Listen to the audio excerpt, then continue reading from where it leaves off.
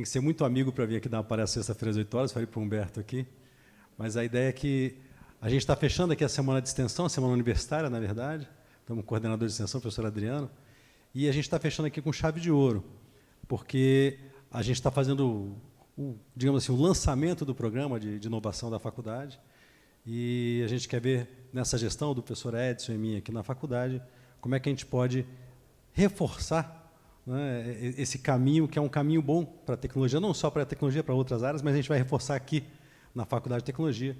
E tem professores aqui do Gama, né, a gente tem essa parceria forte com a Faculdade do Gama, então a gente quer juntar essas 15 engenharias que tem na universidade e dar um pontapé, né, tentar sair um pouquinho dessa inércia que deixou as pessoas com a pandemia, né? A pandemia trouxe um movimento de inércia muito grande. E está difícil para algumas pessoas saírem. Para mim, a força da física mais potente é a tal da inércia, né? Então, a ideia hoje é a gente dar esse pontapé inicial, Alberto. Eu agradeço muito a sua presença aqui. E a gente conversar um pouquinho sobre essa história, né? Como é que a gente pode realmente sair dessa condição, que parece que é uma condição, a gente estava conversando aqui agora, um pouco brasileira, né? De ficar meio acomodado, e dar um pontapé, dar um chute e sair, né? Um salto quântico para uma outra posição. Tá? Então, convido aqui o Humberto Ribeiro, tá? A vir aqui a bater esse papo com a gente. Humberto, bem-vindo aí, ex-aluno aqui da faculdade, da Engenharia Civil.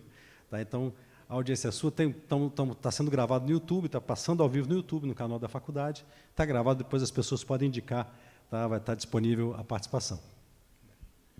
Agradecer ao professor Paulo Celso, querido amigo, contemporâneo aqui nos bancos. A gente estava comentando ali, um outro comentário que eu fiz é quem dera na nossa época fosse tão confortável o auditório aqui, né? Hoje tem ar-condicionado, transmissão pelo YouTube e assim por diante. Então, agradecer muito o seu convite, PC, tomar a liberdade de chamá-lo pelo nome de guerra, como querido amigo. Professor Edson também, aqui na liderança da Faculdade de Tecnologia, saudar o seu trabalho, desejar muito sucesso à gestão, a toda a diretoria, a professora Paloma, do Parque Tecnológico, da Universidade, o professor Manuel também, está conosco aqui, coordenando a área de inovação, todos os que estão presentes aqui, muito bem-vindos ao CDT, faço até uma ressalva, porque na nossa época de estudante, e eu quero fazer até um corte temporal de 30 anos, né? Eu, hoje, 30 anos depois de estar aqui no banco da universidade, conversando sobre empreendedorismo, onde a semente foi plantada na minha cabeça. E o CDT era uma iniciativa muito interessante, talvez a única, que gritava naquele momento para os alunos na direção de uma palavra que nem existia ainda. Vocês sabem que, pelo menos a literatura que eu consultei e consegui encontrar, a palavra empreendedorismo foi formalizada no dicionário brasileiro, em idioma português, em 1995, o ano que eu estava me formando aqui na UNB. Então, a gente conversava de algo que era tão inovador que nem tinha no dicionário ainda a palavra. E eu me lembro muito, o professor Bermudes foi um batalhador à época aqui para estimular, não tínhamos empresa júnior ainda naquele momento. Enfim, 30 anos depois, já fica aqui o registro para quem é aluno hoje da Faculdade de Tecnologia, que eu espero muito que daqui a 30 anos outros colegas vão estar aqui, como eu estou hoje, falando das trajetórias de empreendedorismo e como é que podemos melhorar sempre ainda mais, né? O crescimento contínuo. Uma questão aqui operacional, o slide ele está visível ou ele está muito... Está visível? Ok. Bom, o professor Paulo Celso me convidou e nós combinamos de falar de um tema. Ah, ficou bem melhor agora. Obrigado. Obrigadão, professor. Valeu, obrigado. E nós combinamos, obviamente, o tema inovação, o tema empreendedorismo e o tema tecnologia, eles são um prato cheio para a gente tratar, várias vertentes. Então, nós estamos pegando aqui, vamos dizer, uma fatia, né, dessa torta, né, que é uma torta que eu acho deliciosa, para que a gente fale no conceito da startup se tornando scale-up. Né? Dado o tempo que temos, é uma discussão aberta, eu trouxe alguns slides como referência, a qualquer momento a gente pode parar e entrar em discussões, perguntas ou enfim, até um bate-papo também, que sempre para mim é um momento de aprendizado contínuo, tá? Mas com uma coisa que aqui me é muito cara, que está no subtítulo ali, é o empreendedorismo tecnológico. Tá? Eu gostaria muito da gente focar no âmbito da Faculdade de Tecnologia, mas há uma diferença que eu entendo conceitual entre o empreendedorismo genérico e a gente focar em empreendedorismo tecnológico. Ele traz uma riqueza grande para a gente de interação. Portanto, seguindo... Oh, perdão, acho que eu já pulei para o último. A primeira pergunta, e aqui o cacuete, também um pouco professoral, da gente justificar o porquê que estamos tratando o assunto, né?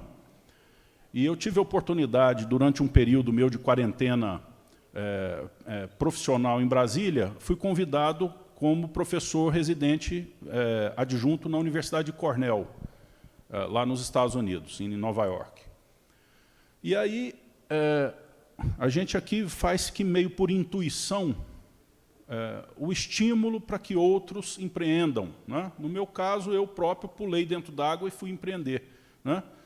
E aí justificar o porquê dessa palavra era algo muito interessante. Quando eu cheguei lá, tem uma justificativa muito forte. A sociedade americana já tem essa cultura muito adensada, né?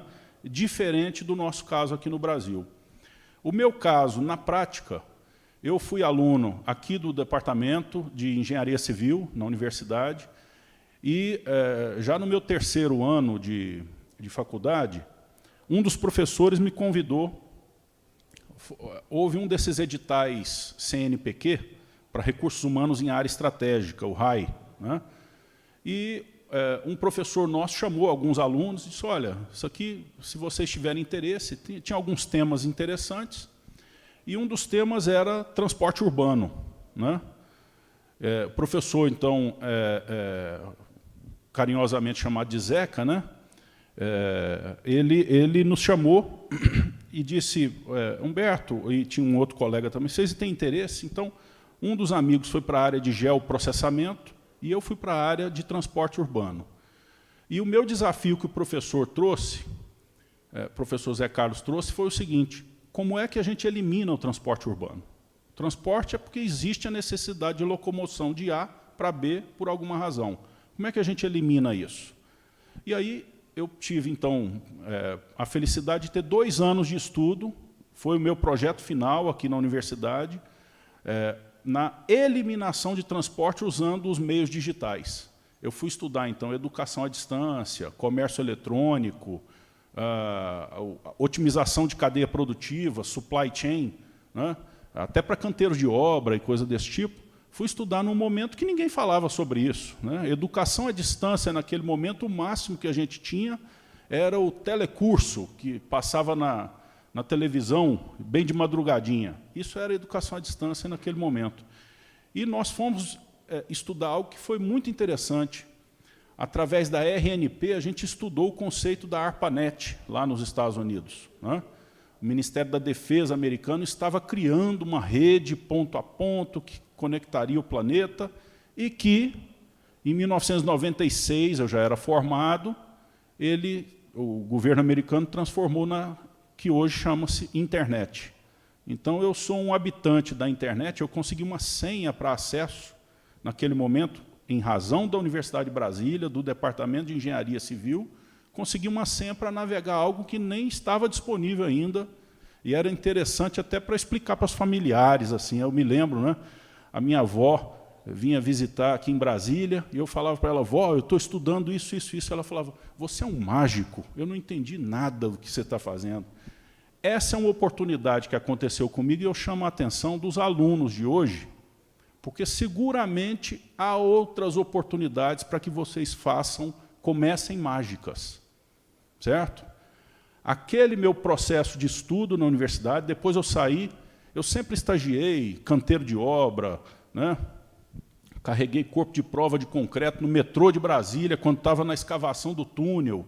Enfim, a gente ralava no estágio, ralava aqui no banco da universidade, mas eu tinha a oportunidade de estudar algo que ali, 2 anos depois de formado, virou minha primeira empresa.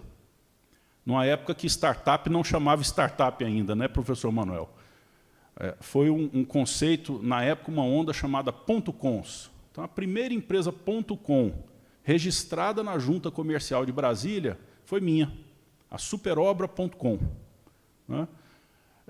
Ou seja, eu passei pelo processo de criar um negócio, fazer uma startup, em um momento onde ferramentas que hoje estão disponíveis não eram. Tá? Então, hoje, o processo é muito mais maduro. Podemos conversar sobre esse processo, então, de estímulo à criação de empresas. Mas não é, já que hoje nós temos assim, um ecossistema muito mais disponível, desde coworkings, né, algumas incubadoras que aqui dentro da universidade, fora da universidade, e próprios colegas, casos de sucesso, um vizinho que deu certo, eu posso trocar ideias, eu não vejo como o grande segredo de sucesso o foco nas startups. Sem isso, o segundo passo não acontece. Qual é o segundo passo? São as scale-ups. Né? As scale-ups, tem uma brincadeira aqui no tema da apresentação, que é startup e scale-up. E o americano, quando ele fala esses dois termos, ele brinca, ele fala assim, não pode ter o screw-up. Desculpa aí, porque fica parecendo um palavrão, mas é assim, vamos evitar fracassos. Tá? Depois eu posso falar sobre fracasso também, no contexto das startups. Mas a scale-up é aquela startup que consegue crescer de forma sustentável, autores variam, não há uma literatura, vamos dizer, que harmoniza isso, pelo menos não por enquanto, mas, em tese, considera-se que 3 anos fiscais seguidos, crescendo a taxa maior que 10% a cada ano, em número de funcionários e em faturamento, isso caracteriza uma scale-up, é uma empresa que está indo bem. Esse é um conceito, vamos dizer, romântico, que a gente pode usar. Uma empresa que está indo bem é uma scale-up. Tá? Não necessariamente uma scale-up precisa ser uma startup recente. Eu posso ter uma empresa antiga que, eventualmente, teve uma mudança no seu conceito, modelo de negócio, criou um produto novo num determinado momento, fixou em um novo nicho de mercado e aquilo fez ela decolar. Ela se tornou uma scale-up também. Tá? Então, dado o conceito, por que empreendemos? Eu trouxe ali tem várias razões que a gente pode discutir, aqui tem uma delas. Esse é um relatório do Banco Mundial, eu trouxe um dos gráficos dele, é um relatório que está disponível que estuda o índice de capital humano dos países. Tá? O diagrama que está ali ele é de 2017. Tá? O que ele quer dizer? Ele quer dizer o seguinte, a referência desse índice de capital humano é que quando uma criança nasce em um determinado local do planeta, ela tem uma possibilidade de sucesso de 100%. À medida que ela vai crescendo, se desenvolvendo, ela passa por quê? Dificuldades de mortalidade infantil, né, questões de saúde, questões educacionais durante a sua trajetória, e ela chega, aqui nós temos homens e mulheres, na primeira barra mais escura, ela chega aos 18 anos de idade com um índice de capital humano X, que está colocado ali. Tá? No caso brasileiro, em 2017, houve um pouco de, vamos dizer, de oscilação nesses índices, agora recente, é óbvio, por causa de pandemia e tudo mais. Então, por isso, o de 2017 ele está mais estável, vamos dizer assim, né? Mais coerente. Tá? Então, o jovem de 18 anos, sexo masculino, brasileiro, em 2017, ele tinha um índice de capital humano de 53%. Ele chegou a 53% do potencial.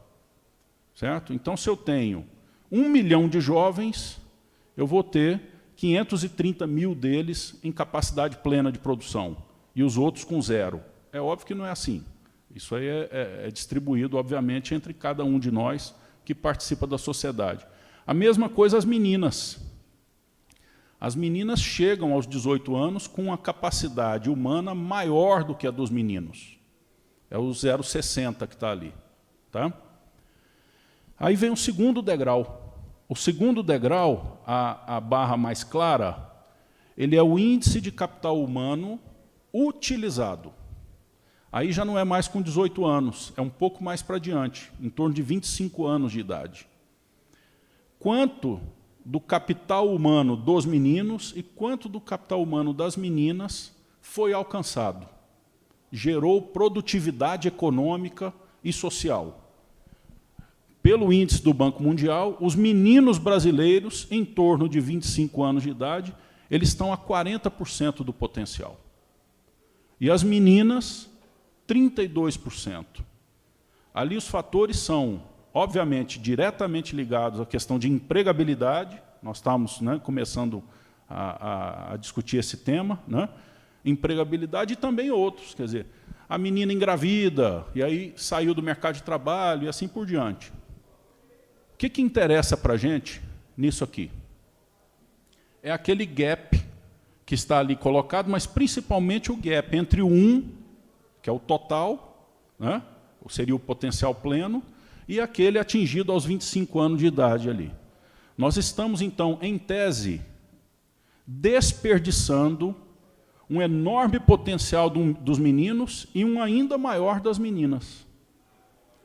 E a lógica do emprego, né, do ciclo de dificuldade econômica e assim por diante que a gente enfrenta, é que gera esse atropelo. Então, por que empreender vem ajudar, não é o único, mas vem ajudar a responder, a tratar esse problema. Tá?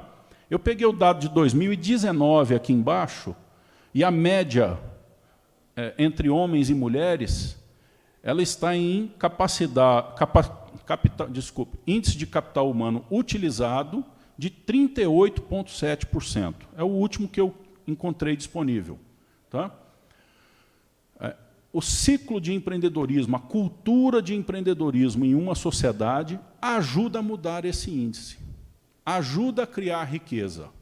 Em síntese, esse é o foco. Tá?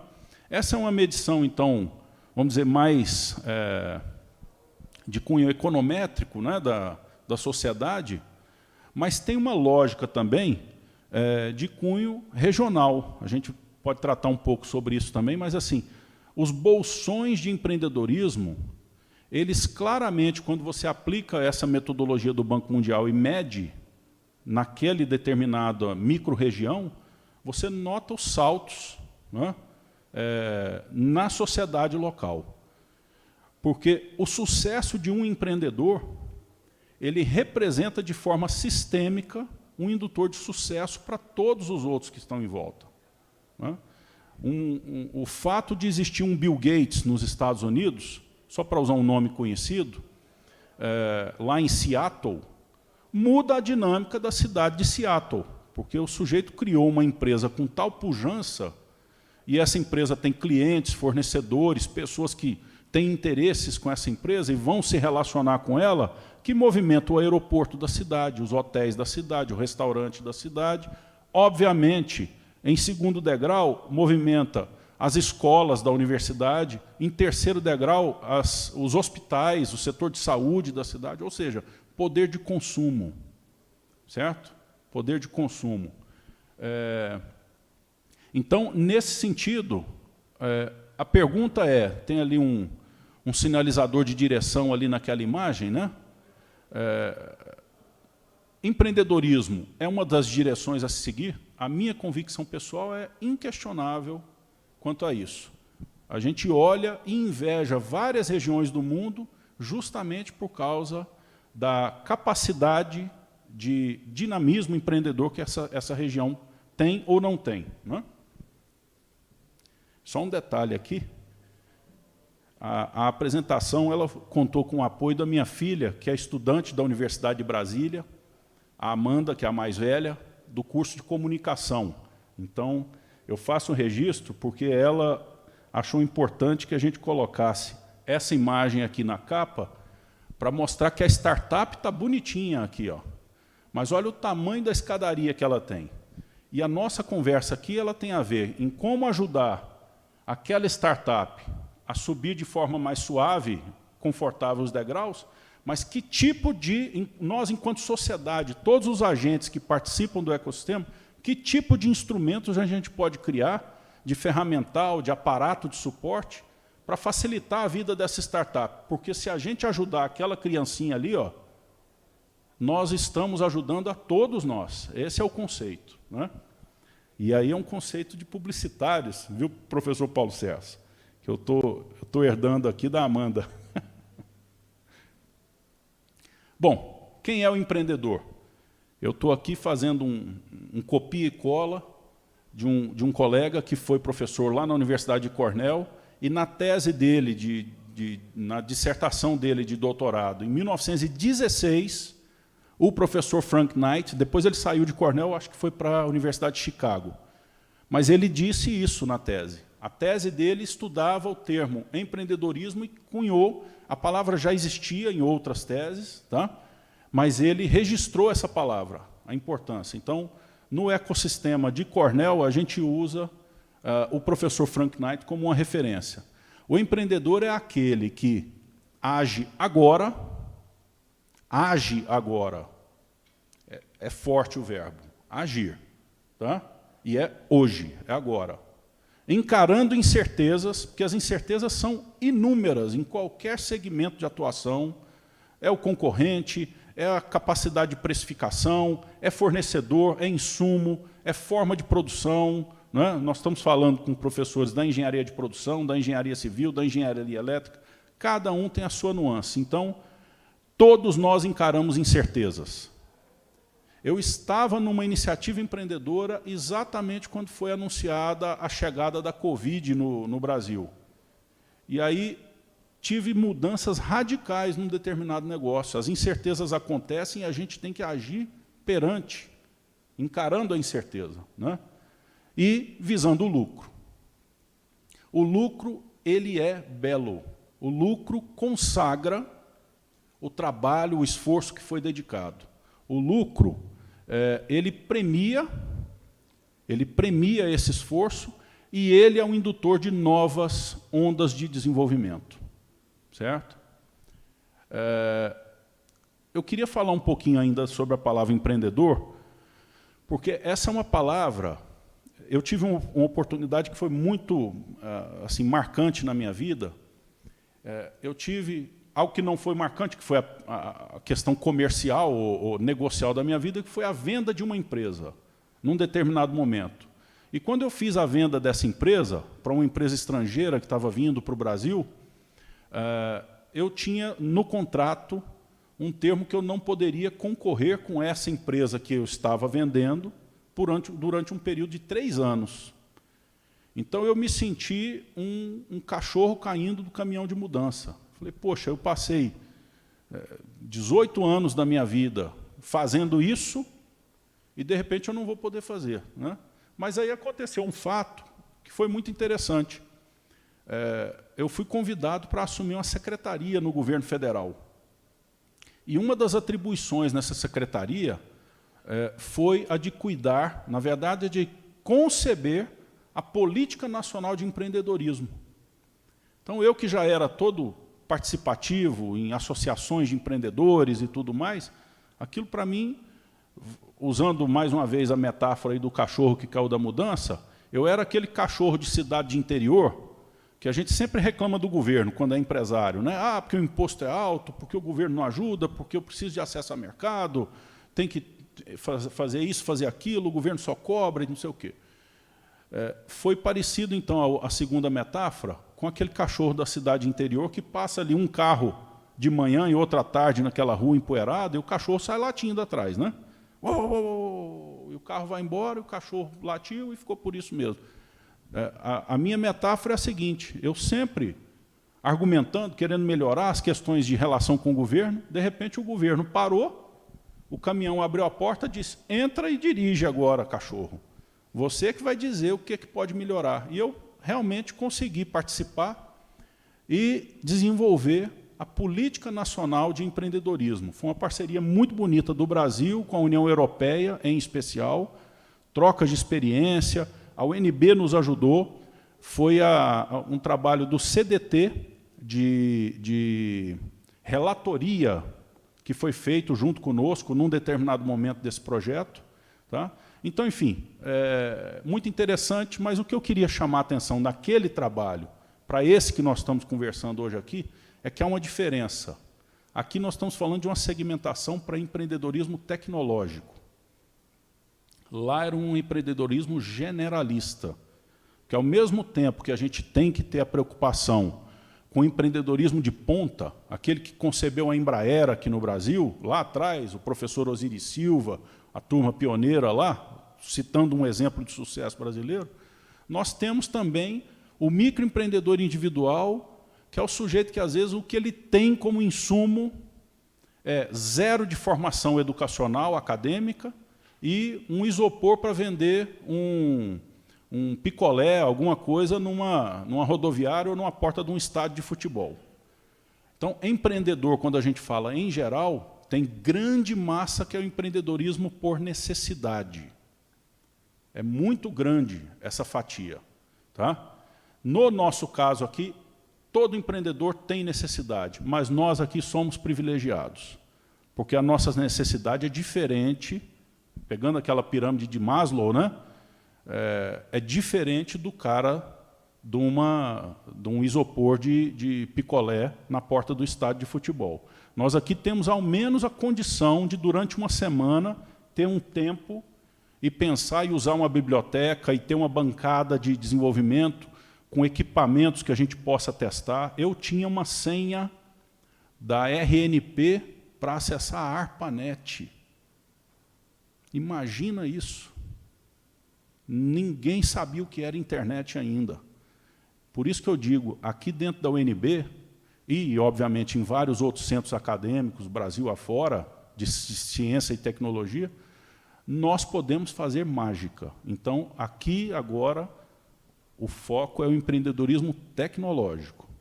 Esse é um empreendedorismo que ele é mais desafiador, porque o nosso concorrente não é o outro cara que está com outro isopor de refrigerante, às vezes, do meu lado, eu concorrendo, vendendo picolé. Essa é uma concorrência local ali, instantânea. O nosso concorrente no empreendedorismo tecnológico, ele está em Tsukuba, no Japão, ele está em Pequim, na China, ele está lá nos centros tecnológicos da Europa, dos Estados Unidos, na Austrália. Ele é tão bem ou mais formado que a gente. Então, é importante ter isso em mente. Tem uma palavra diretamente correlata a empreendedorismo tecnológico, que é competitividade. Certo? Ela não é simples. A qualquer momento, se quiser interromper, tá? E aí vem aquela história. Empreender não é um ato, não é uma gincana. Eu sou um crítico ferrenho sobre um determinado aspecto, sobre uma determinada lente, da gente gastar recursos do Distrito Federal para apoiar eventos, a exemplo da Campus Party. Alguém aqui já ouviu falar da Campus Party? Puder levantar a mão? Perfeito, praticamente todos. São eventos que, no meu ponto de vista, eles são importantes para a sociedade em geral, para criar aquele caldo cultural de que empreendedorismo é legal, inovação é legal, e assim por diante. Então, eu não estou desmerecendo, acho que eles têm que existir. Mas nós temos que ter um outro nível de agenda acontecendo em paralelo. Porque quem está aqui na Faculdade de Tecnologia, a Campus Party agrega 0. É essa a minha preocupação. Então, em várias situações, falando da minha carreira como empreendedor, em várias situações, reuniões com 3 ou 4 pessoas foram muito mais importantes do que um evento com 5.000 pessoas. Sinceramente, é muito legal ver um robô gigante andando, cheio de luz piscando, num evento como esse, mas é legal para você levar, às vezes, uma criança que está querendo começar a empreender, despertar, fala, nossa, que legal, e tal. Para nós aqui já é outra agenda, sendo muito sincero. Então, a gente precisa entender que a lógica pode ser de empreendimento na escuridão. Empreender na escuridão é exatamente quando tudo acaba. Você fala, agora não tem mais caminho. E eu já enfrentei esse dragão algumas vezes na vida, de você achar assim, agora acabou. Não vai ter mais jeito. E é a hora que você tem que ou botar a cabeça no travesseiro, sabe, fazer uma caminhada num cerrado desse que a gente tem uma riqueza enorme aqui na nossa região, passa 2 dias lá, debaixo de uma cachoeira dessas aqui, sabe, e volta e tenta de novo. E altera, melhora, muda o produto, e assim por diante. Quando nós fizemos aqui, uma empresa brasileira nossa, né, eu consegui convencer meus sócios que a gente tinha que abrir uma iniciativa no Japão. Meus sócios se convenceram. E aí os concorrentes aqui brasileiros olharam para a gente e falaram assim, vocês estão loucos. Eu falei, não estamos. Ninguém entendeu.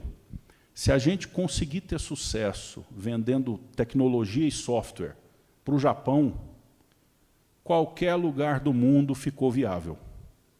Então, decidimos ir para Tóquio. E, detalhe fundamental, tivemos sucesso.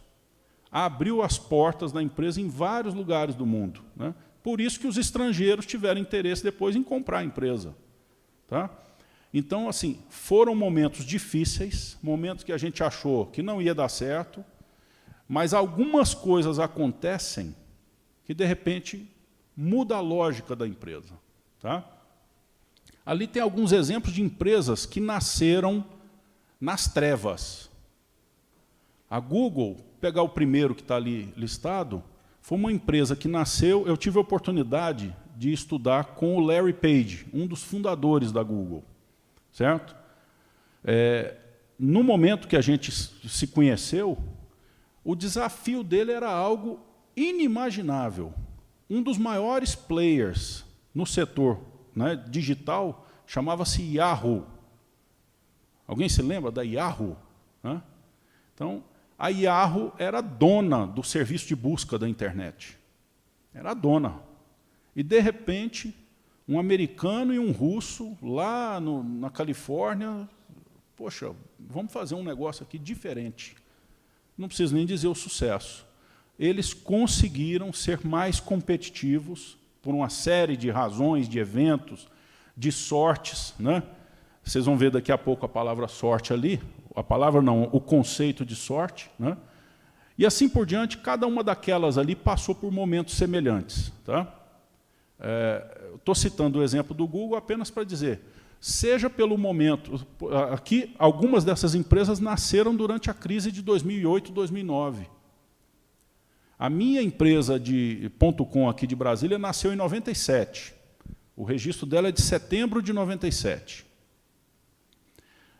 98, ralação brutal. 99, ralação brutal. Dinheiro zero no bolso.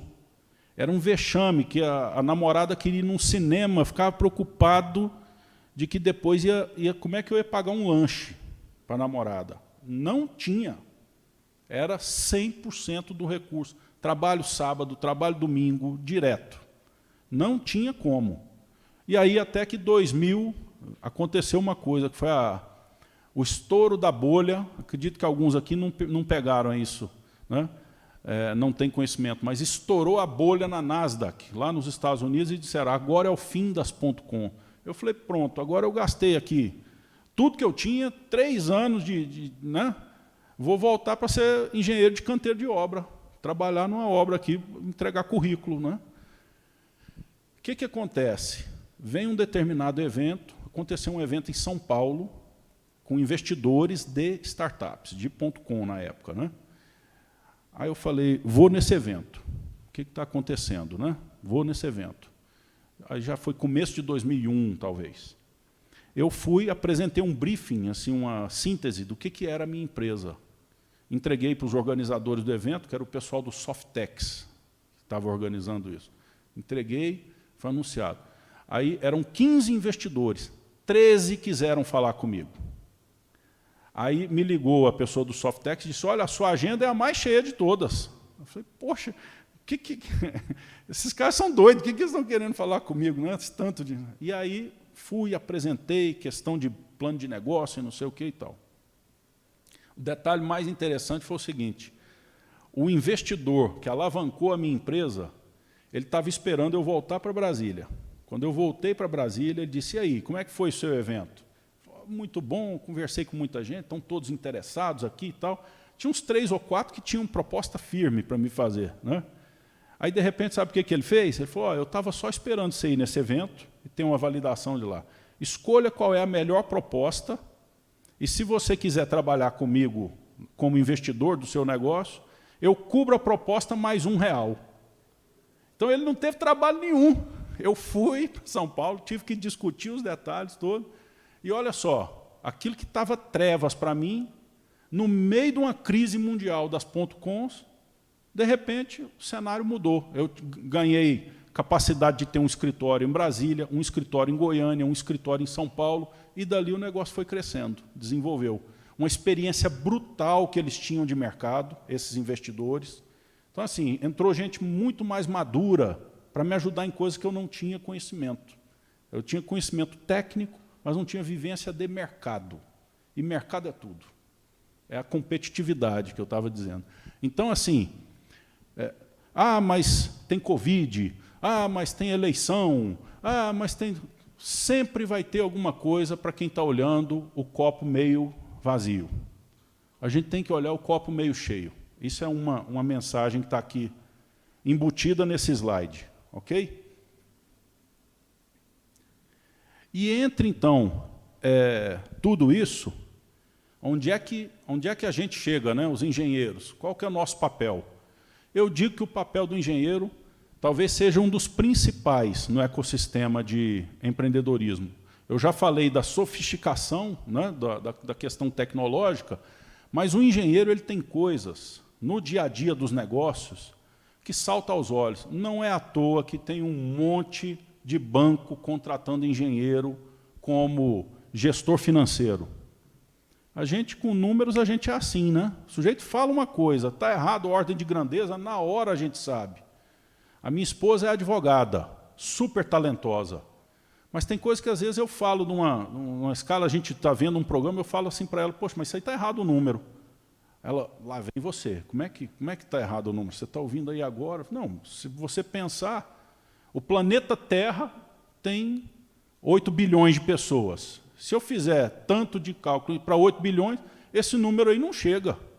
Vai ter que ter uns 10 planetas Terra. Eu falo, não é possível que você está certo de novo. Então, assim, a gente tem isso na veia. Eu estou citando um exemplo mais assim, banal do nosso dia a dia, mas só para dizer para vocês o seguinte, nós desenvolvemos uma cabeça com capacidade de referência, matemática, de lógica. Tem uma brincadeira aqui, que eu já ouvi aqui na universidade, né, que diz que engenharia é a física mais a lógica, né? Por consequência, a física é a engenharia menos a lógica, né? Então não tem lógica na física. Eu tive um sócio que era físico formado aqui na UNB, ficava bravo comigo quando eu falava isso, mas nós temos aquilo lá, certo? Num mundo ainda mais fácil e disponível para as questões de informática e tecnologia. Na nossa época aqui, eu e o professor Paulo Celso, para a gente usar um AutoCAD, tinha aqui no corredor, se eu não me engano, né? Tinha uma salinha ali que tinha que reservar um horário para aprender os comandos de AutoCAD e tal, né?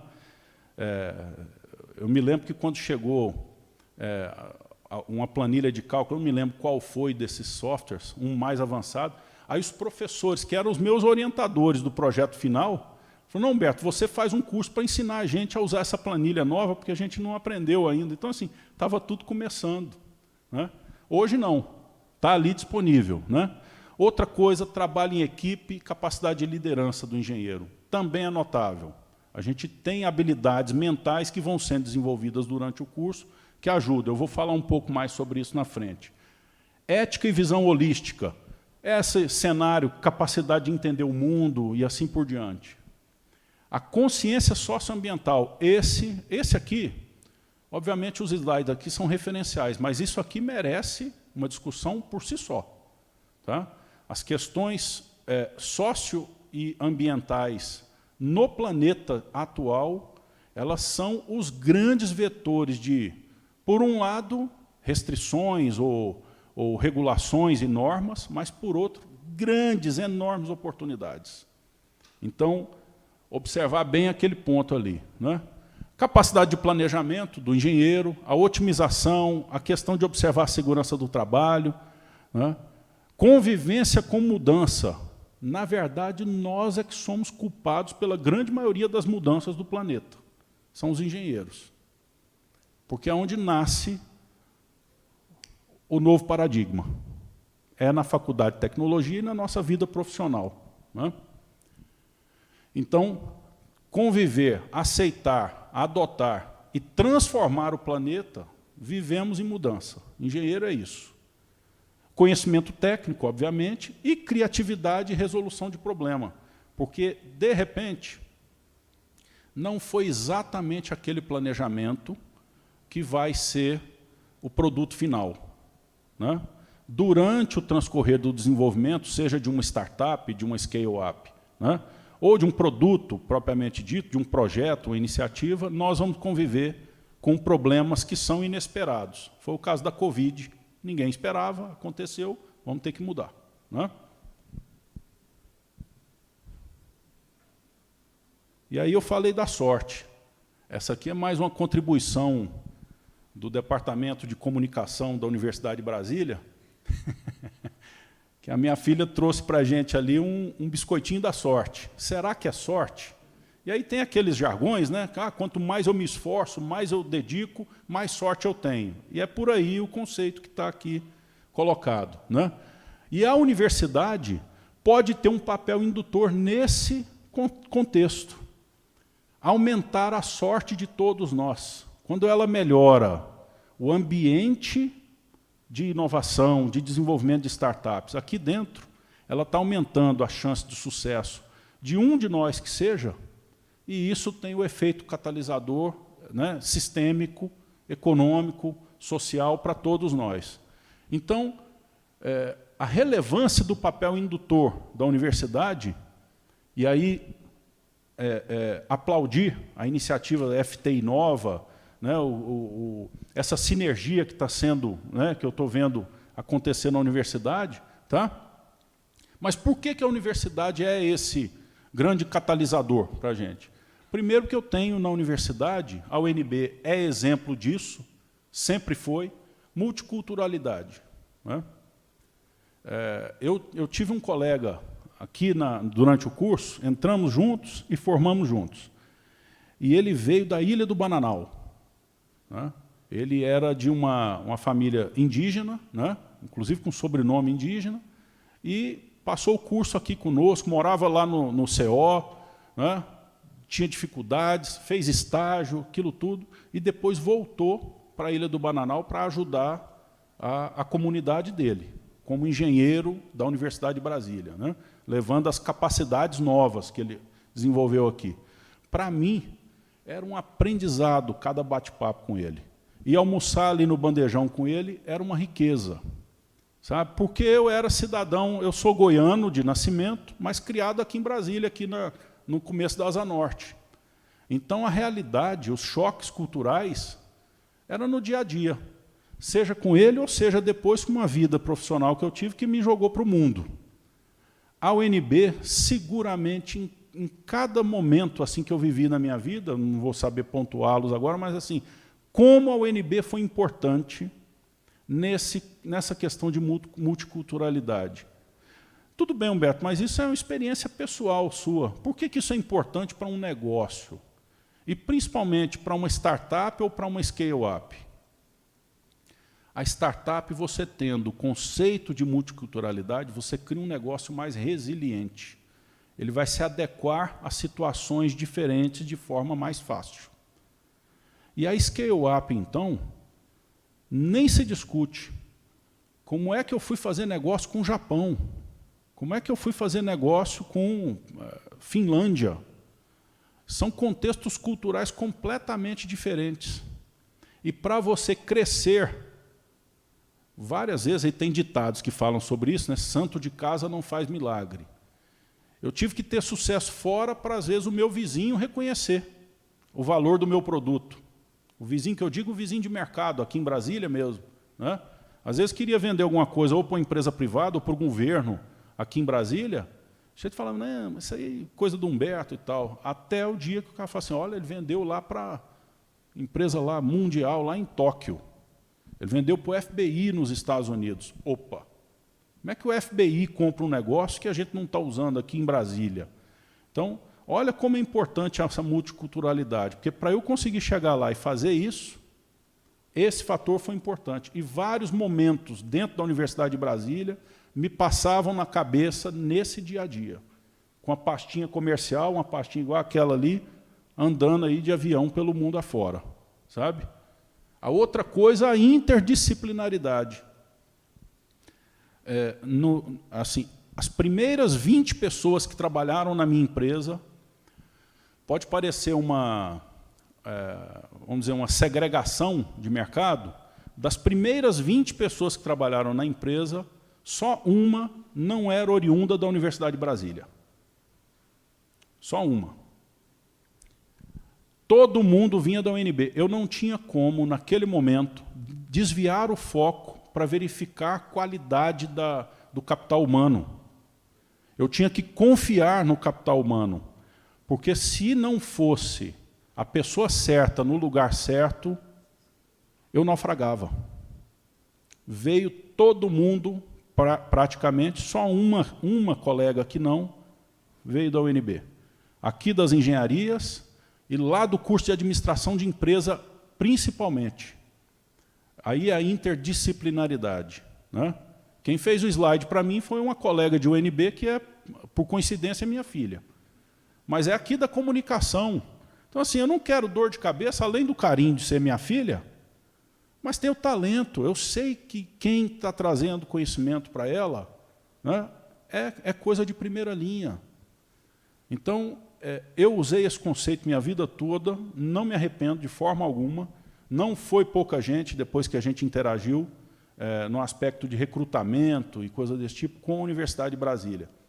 Eu acho até que a universidade pode ser mais agressiva. Aí, falando do que eu vejo no dia a dia em Cornell, né, eu permaneço como professor visitante, pontualmente, lá, mas a capacidade do escritório de recrutamento da Universidade de Cornell e das principais universidades americanas é um negócio absurdo. Recebem os empresários, conversam com os empresários, planejamento para o próximo ano. Olha, sua empresa é importante para o nosso ecossistema, tal, você gostaria de que área, vocês estão investindo aonde, tal, e fazem programação. Sabe como é que é? Eu vou passar inveja na turma aqui, porque eu tive inveja quando cheguei lá. Como é que é um evento de grupos de empresas dentro da universidade lá? Eles fazem, num auditório como esse nosso aqui da FT, algumas explicações, o que os coordenadores de curso estão falando com os alunos, quais as linhas principais que estão desenvolvendo para aquela geração, vamos dizer, de alunos, né? Ali fora tem um coffee break farto, e os alunos têm 3, 4, 5 eventos, às vezes, desses por semana, nas semanas de recrutamento, para eles irem conhecer a empresa A, a empresa B, a empresa C, qual é a que eu gostaria de trabalhar. Isso aumenta a chance de sucesso. O aluno nosso, o egresso da universidade, entrar em algum lugar que ele gostaria de trabalhar ali, e, inclusive, um dos critérios que eles usam para avaliar é o seguinte: eu vou poder ser inovador nessa vaga que está sendo oferecida para mim? Eu vou poder criar coisas novas? Isso é um critério que eles usam, porque se não tiver isso no recrutamento da empresa que está indo visitar a universidade para contratar os alunos, ele prefere ficar na incubadora da universidade. Se o Bill Gates não oferecer algo muito legal para ele não vai querer ir para a Microsoft, ele fica em Cornell, e lá ele tem o parque tecnológico, ele tem a incubadora, ele tem o ferramental todo ali à disposição, né? Então, mas eu desviei um pouquinho, aqui a questão da interdisciplinaridade. Então é o seguinte, sugestão forte para a universidade os diretores das faculdades troquem ideia entre si sobre os programas de empreendedorismo. Mais uma vez, o exemplo de Cornell, é impressionante a troca de informações, e existe um gabinete de informação sobre empreendedorismo em Cornell, tá? Eu tenho até a página, se vocês tiverem interesse eu posso passar, Mas a gente estava comentando 2, 3 e-mails por dia chegando para o ecossistema, sabe? Trocando ideias, falando das novidades e tal. A universidade, obviamente, oferece capacitação contínua, né? Frequentemente eu tenho reuniões aqui com o Departamento de Ciência da Computação, por exemplo, que interessa diretamente ao meu negócio, ao meu ramo de atividade. Então, tem novidades muito legais, inteligência artificial, ali embaixo. Está dentro da universidade. Então, assim, precisamos desenvolver essa sinergia. Outra coisa, verificação e certificação de capacidades, né? Eu estava dizendo, eu fui estagiário do metrô de Brasília, a gente trazia o corpo de prova aqui para o SG12, aqui do lado, para fazer a conferência, a checagem, né, os testes de ruptura. Né? Tem alguém da Civil aqui? A lei do Paulo César. Né? A gente fazia aqui. A UNB, então, tem essas capacidades que precisam ser usadas. E ali o principal, ele está por último, talvez ele seja o mais importante. A UNB tem referência reputacional de sobra para ser um catalisador isento. Se você quiser catalisar isso com uma empresa, a empresa todo mundo já vai olhar com o pé atrás, mas por que a empresa do Humberto é que está organizando esse encontro de não sei quem com não sei o que lá? Já fica aquele negócio, né? Porque empresário ele é coopetidor. Ele coopera desconfiando, porque é o meu concorrente, é o outro ali. Ó. A UNB não tem isso, ela é isenta. Então, ela pode ser a força motriz de catalisação para vários agentes da sociedade. E aí, quem são os agentes? Seja local, seja global, porque a UNB tem marca. Certo? Isso aí eu já vi inúmeras vezes. Né? O peso da marca da UNB. Financiadores, reguladores, o governo, né?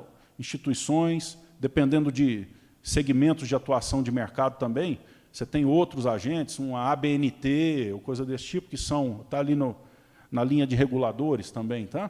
Mentores, pessoas de referência, né? E educadores, natural, e o mercado. Vou falar para vocês uma experiência, Cornell é muito grande. Experiência da Finlândia, Universidade de Helsinki. Eu tenho uma proximidade grande com eles lá. Desenvolvemos coisas em conjunto. Lá na Universidade de Helsinki, é fatal que toda startup sendo incubada passará por um momento, vamos dizer assim, de interlocução com mentores, com pessoas de experiência no mercado-alvo. A Finlândia é um país que tem 5 milhões de habitantes, ou seja, é pouco maior que o Distrito Federal, populacionalmente falando. Tá? Como é que eles conseguem ter quase 10% das unicórnios do planeta? Unicórnios são as scale-ups que tiveram tanto sucesso que o valor de mercado delas ultrapassou $1 bilhão. Então, como é que eles conseguem isso? Primeiro, foco. Segundo, realidade de mercado. Então, assim, vou pegar um caso concreto. Telemedicina, o setor de saúde é alvo deles, foco. As startups que estão sendo estudadas para início na Universidade de Helsinki passam por um conselho, na verdade, uma reunião que é feita, com donos de hospitais, donos de seguradoras de saúde, empresas que atuam no setor. Para que, já no início, seja feito o seguinte, Humberto, você é um aluno aqui, está esforçado, vai fazer a sua startup, só que isso aqui não é um negócio interessante, não gaste tempo com isso, porque você está entrando num nicho de mercado que não é interessante para você, por isso, isso e isso. O aluno pode até, na primeira semana, ficar muito chateado. Das duas, uma. Ou ele vai mostrar por que o negócio dele é diferente, tem um diferencial único, certo? Que coloca ele no chamado oceano azul de competição, só ele é exclusivo, só ele faz aquilo. Ou então, ele não vai gastar 3 anos de sofrimento como eu gastei até que tenha um sucesso, porque vai demorar demais, os 3 anos dele pode virar 30. O fracasso de um aluno Vai estar daqui a pouco. Aliás, está ali. Ó. O fracasso de uma startup é um fracasso de todos nós. O fracasso ali está entre aspas. O primeiro. O segundo não está. Por que o primeiro está entre aspas? Porque, às vezes, eu ter insucesso numa iniciativa empresarial, se o fracasso for rápido, aquilo, pelo menos, gerou um aprendizado. É o conceito da Texaco. Vocês já ouviram a história da Texaco, lá no Texas, lá, quando descobriram o petróleo? Diz que os fazendeiros, na região ali de Houston, né, cavavam o buraco, faziam o drilling ali, né, cavava procurando petróleo, aí o vizinho ali não achou. Aí eu cavei aqui, pum, achei. O que acontecia? Criava uma cooperativa e trazia o vizinho que não achou para junto de quem achou. Porque quem achou, a brincadeira que eles fazem é a seguinte, não tem a menor ideia porque que aqui deu petróleo e ali no vizinho não deu. Então, assim, vamos trabalhar juntos, cooperados, porque a gente vai entender um pouco melhor. E aí, obviamente, começa uma dinâmica de ecossistema que aí virou a Texaco, né, a Texaco. Né? Mas fracasso não necessariamente é fracasso. Não está escrito aqui no slide. Sucesso e fracasso são dois impostores no mundo dos negócios. Você tem que estar mirando sempre um passo na frente para entender se você está nessa rota da scale-up, de crescimento. Às vezes você assina um contrato.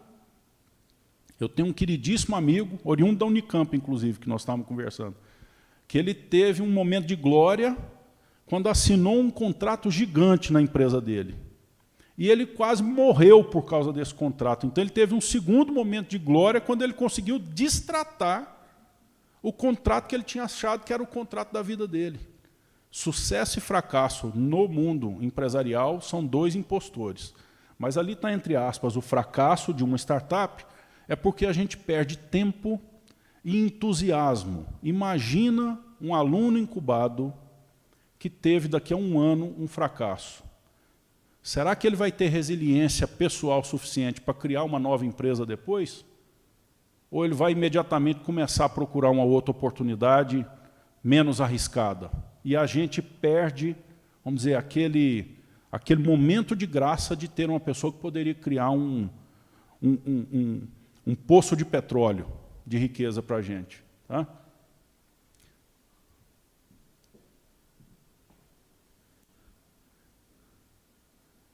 Faltam 2 slides. E aí, empreendedorismo tecnológico, eu trouxe aqui algumas inovações, exemplos. Mas o ponto fundamental, conversamos agora há pouco com a professora Paloma, né, a importância de trabalhar com ou vocação ou problemas críticos. A gente não cria negócio porque eu acho legal.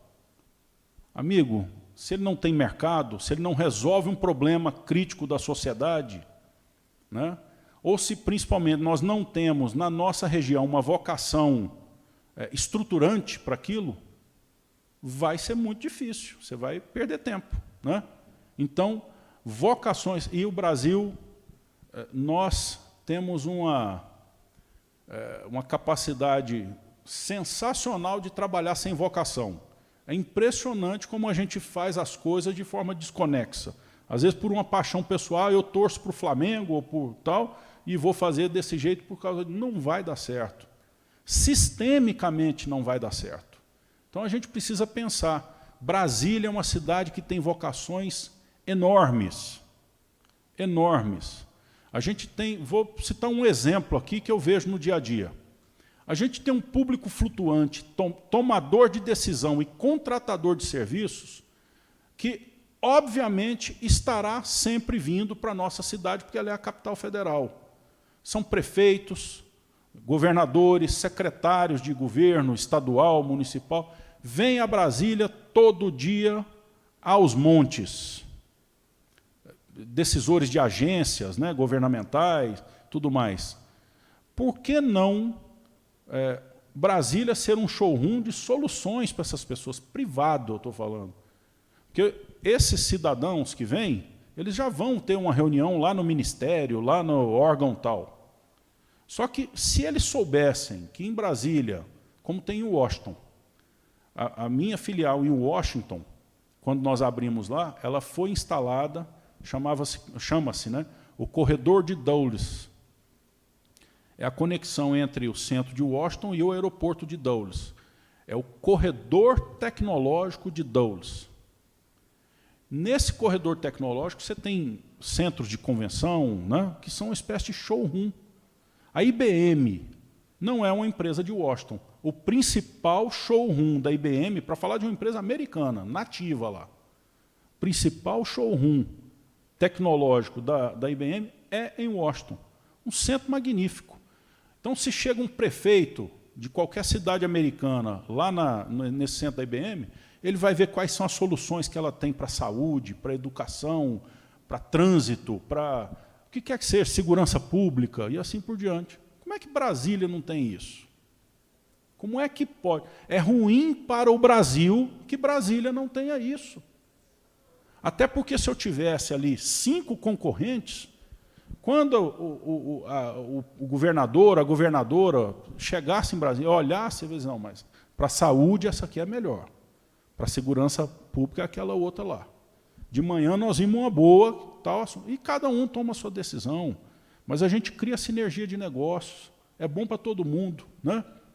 Então, enfim, vocações e problemas críticos, no meu ponto de vista, são bússola para qualquer trabalho de ecossistema. Tá?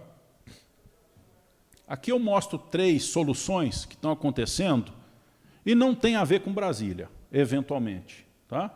Alguém no planeta está pensando em problemas críticos. Um deles aqui, principalmente pela questão ambiental, eu estou pegando coisas correntes. Esse slide aqui eu uso ele de forma dinâmica, por isso que ele não tem o formato bonito do Departamento de Comunicação da ONB, mas é porque eu troco isso aqui de acordo com cada apresentação, porque eu pego coisas que estão acontecendo. Essa semana foi lançado na Alemanha o primeiro trem 100% movido a hidrogênio. O resíduo desse trem é água. Não é? Então, é dessa empresa LVNG, a empresa operadora alemã, quem é o fabricante é a Alstom, francesa. Isso está na mídia, se alguém tiver interesse. Só estou falando o seguinte, é um novo paradigma de energia. Para fazer um trem desse acontecer, aí parece goiano falando, né? Porque goiano chama tudo de trem, mas aqui eu estou falando trem, é o trem mesmo.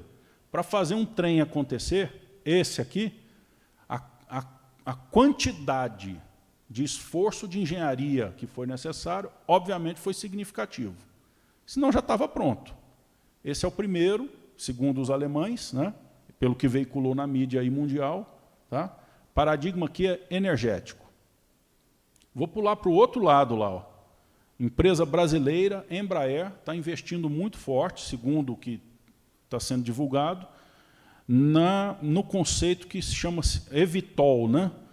Que são os veículos que decolam e pousam de forma vertical, para uso urbano. Já foi testado no Rio de Janeiro, esse produto da Embraer, ele ainda é piloto, né? Produto piloto. E no dia 12, por que eu coloquei aqui? Porque no dia 12 de setembro agora está agendado o teste dele em Chicago, nos Estados Unidos. Olha a questão da competitividade, da multiculturalidade da Embraer. Acesso a mercados, vender para o mundo. Então, torço muito para que seja mais um sucesso da Embraer, aquele outro produto. Esse outro aqui, eu quero clicar, ele é um videozinho, aqui foi o cacuete de engenheiro civil. Mas um problema que nós temos ali, um problema crítico que nós temos na sociedade mundial, é a questão de moradia.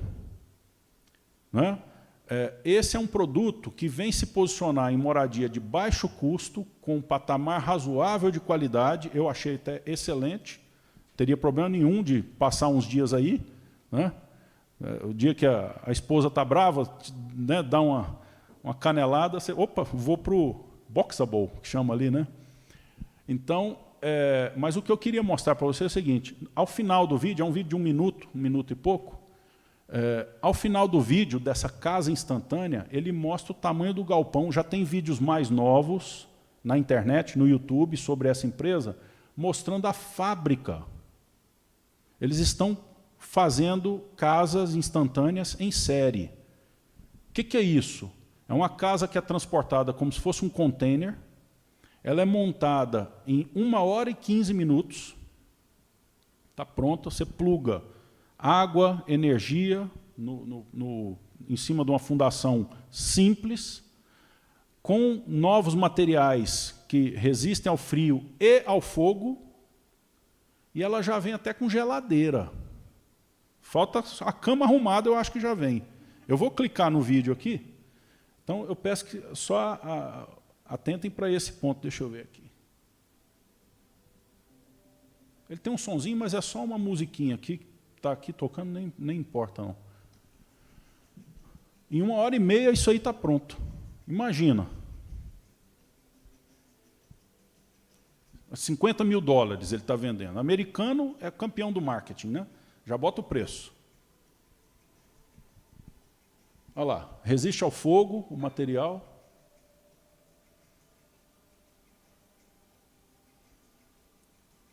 Modular, um em cima do outro, você pode fazer designs, né? Tem o básico, mas você pode fazer outros tipos de design. Olha o tamanho do galpão. Isso é a fábrica nova que eles estavam anunciando aí.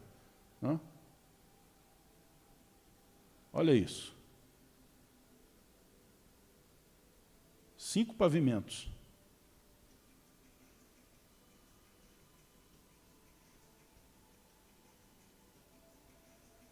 E comercialmente, o que eu tenho visto da internet, quando eu olhei essa empresa, comercialmente eles estão focados no mercado latino, sul dos Estados Unidos. Assim, eu vi eles estão vendendo o produto, ele chama Boxable lá, mas eles estão vendendo como casita para o público, né, os mexicanos ali que moram nos Estados Unidos e tal. E, segundo a empresa, tem lista de espera. Eles anunciaram ali, em algum lugar, mostrou que tem interesse no Brasil, inclusive, para franchising, né, para trazer um parceiro local. Né? Então, enfim, fico pensando o seguinte, problema habitacional no Brasil, ele é estrutural, né? Desde sempre. Se a gente consegue um modelo de negócio e uma plataforma tecnológica que consegue vencer o desafio financeiro, né, é uma outra lógica. Uma coisa como essa, aqui no Brasil, é nesse sentido. Não estudei o assunto. Tá? De repente eu posso estar aqui entusiasmando, tal, mas precisa mergulhar no tema e verificar. Porque também com a taxa de juros que nós temos no Brasil, inviabiliza. Né? Então tem que ter um modelo financeiro junto com o modelo técnico operacional e assim por diante. Tá? E aí, então, enfim, isso são coisas que dão escala de uma forma global, esses que nós estamos mostrando aqui. Né? Outros são regionais ou segmentos de mercado e assim por diante. Mas, por último, o ponto-chave que eu queria trazer é o seguinte, é o nosso papel. A gente já falou das habilidades, das capacidades do engenheiro, por que o engenheiro pode ser um dos melhores empreendedores. Agora, não obstante, todos nós, minha sugestão é observar o que está nesse slide. Nós, enquanto engenheiros, né, o fato do CREA na mão já torna a gente uma referência. Além disso, a gente tem que ser como aquela luz que está ali ao fundo, o Departamento de Comunicação da UNB ajudou aqui de novo, mas temos que ser uma liderança que também inspira. E para isso eu coloquei ali 4 pontos, tem outros, obviamente, que pode ser discutido no aspecto de liderança, mas que cada um de nós precisa ter. E isso precisa ser observado naqueles alunos que vão participar do nosso ecossistema enquanto startupper. Não adianta ser o mais talentoso tecnicamente. Muita gente fracassou sendo o melhor tecnicamente. Você precisa ter aspectos humanos aqui fortíssimos. Antevisão, pensar o dia de amanhã, o dia de depois de amanhã. Como é que é essa lógica? A humildade, achar que sabe tudo é um defeito, assim, é um risco severo para o seu negócio. Tem que ouvir cliente, tem que ouvir fornecedor, tem que ouvir concorrente, tem que participar de entidades, associações, vai na associação comercial, na Federação do Comércio, da Indústria, vai no shopping center, toma um café, visita um amigo, troca ideia. Abertura para ouvir. Não adianta só estar sentado falando com todo mundo se eu não estou absorvendo aquilo que eu estou ouvindo. Certo? Tem que ser claro e transparente essa abertura. Né? E compromisso. Ah, não, eu vou estagiar de manhã em tal lugar, depois eu estou buscando, vou prestar o concurso, né, no semestre que vem, eu já estou preparando, estou estudando desde já, o edital do concurso que vai sair, e aí, no sábado, eu vou cuidar da minha startup. Amigo, sinceramente, não cuida da sua startup, é melhor nem abrir.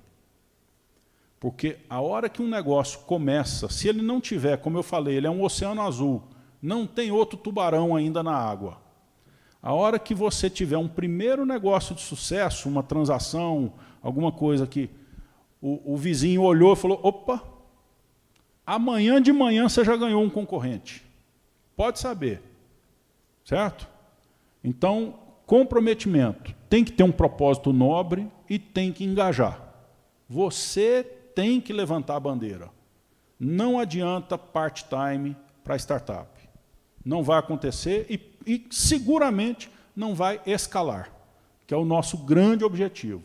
Não é abrir o negócio, é escalar o negócio. Tá? Professor Paulo Celso, os slides que eu tinha são esses. Ok? Estou à disposição, agradecer a vocês aí pela atenção, espero que tenha sido interessante. Obrigado.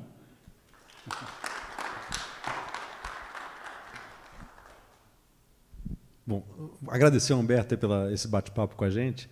A ideia era mesmo ter um bate-papo, né? A gente está com o pessoal aqui do PCTec, do CDT, da Faculdade de Tecnologia, dessa área de inovação. Para ver se a gente tem a ideia, a gente a partir de hoje pensar numa estratégia e ter uma iniciativa que seja mais frutífera. Né? Não adianta nada ter gente no CDT, no PCTec e na FT pensando como concorrentes. Né? Nós somos competidores, como você falou aqui. A gente viu para onde que a gente deve ir, como é que a gente pode fazer para ir para esse lugar que a gente quer ir. Então, é muito abrir aí para o pessoal, se alguém quer conversar, perguntar alguma coisa, discutir. Ele não falou muito da experiência do Cornell, mas o número que ele me falou, que me impressionou, vocês têm ideia, acho que eu já falei, alguns alunos estão aqui, de quantas startups Cornell põe no mercado por ano?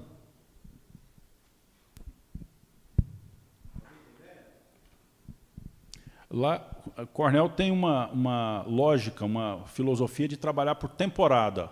São temporadas anuais, normalmente. Algumas startups ganham o direito de ficar um ano seguinte, 2 anos, nas estruturas de incubação, né, vamos dizer, da curadoria que é feita.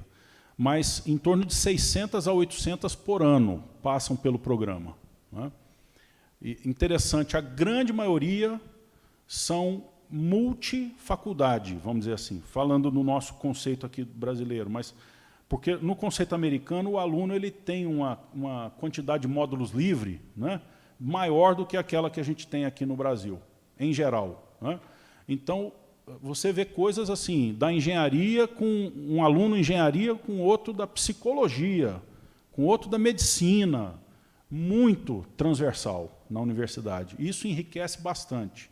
Né? Na faculdade de engenharia, o trabalho foi tão interessante que o professor Collins, que foi o nosso reitor, né, de Cornell nesse campo da engenharia, ele criou um conceito de bancadas, né, de sazonalidade, né, lá na incubadora da engenharia especificamente, que foi tanta visibilidade, tanto sucesso, e ele foi chamado, ele foi recrutado agora para a Georgia Tech, se eu não me engano, para uma outra faculdade.